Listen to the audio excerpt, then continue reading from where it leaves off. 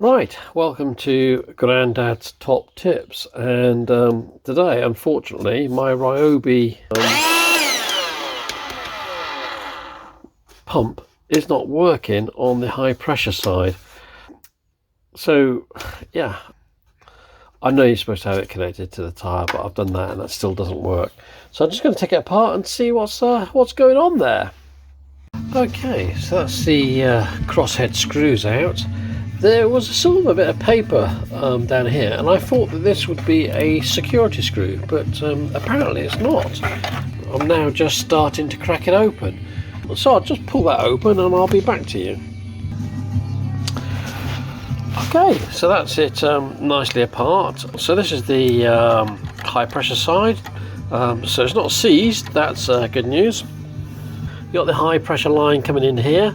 There would appear to be possibly a micro switch of some sort on top of the motor there, and then there's another pipe coming across, airline pipe coming onto the motherboard here. I say motherboard, control board here. So let me just take a look and just see what's not happening there. Need to see the wood for the trees. So how simple is that?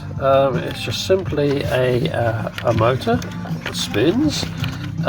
This here is the piston, which obviously goes up and down to create the pressure. It's not running at all, so yeah, I don't need to worry too much about that. Then what we've got is coming off from here, this pressure switch here is obviously which reads out the PSI of your tyre when you pump it up. So what I'm going to do now is just take this apart and just have a look and see what logic there is on that board. Back in a mo. Okay, so what's going on?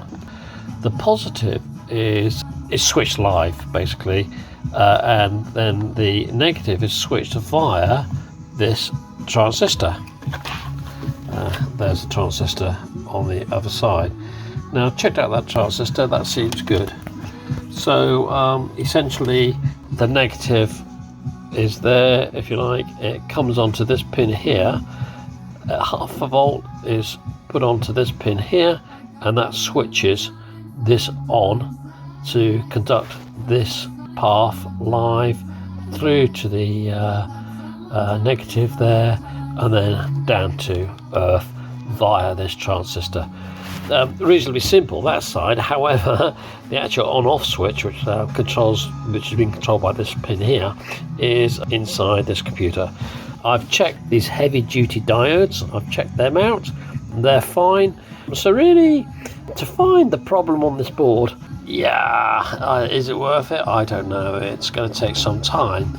So what I'm just doing at this moment in time is I put some. I'm basically just shorted out the positive and negative supply to the board, in the hope that that will discharge any voltages that's holding memory in the CPU there, by hook or by crook.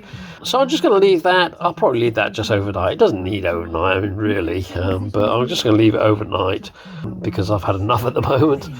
Yeah, so I'm just going to leave it overnight. It doesn't need to be left overnight. I would suggest maybe an hour would be enough to discharge any capacitance at all. But I'm going to leave it overnight simply because I'm going to go and have a cup of coffee, have my evening meal, and yeah, I'll be back in the morning. Well, I just do not know what to say. Here we go. I've set a pressure, so it's reading 0 pressure on there. Set a pressure of 16, switch it on.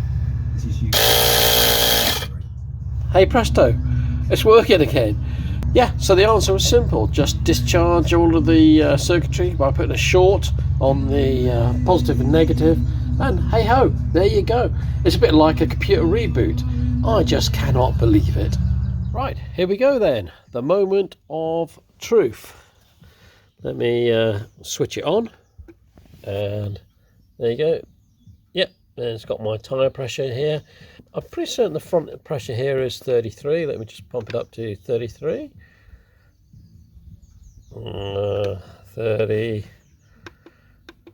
33, and switch it on. Well, there you go. Absolutely fantastic. I'll just pause, make sure it switches off.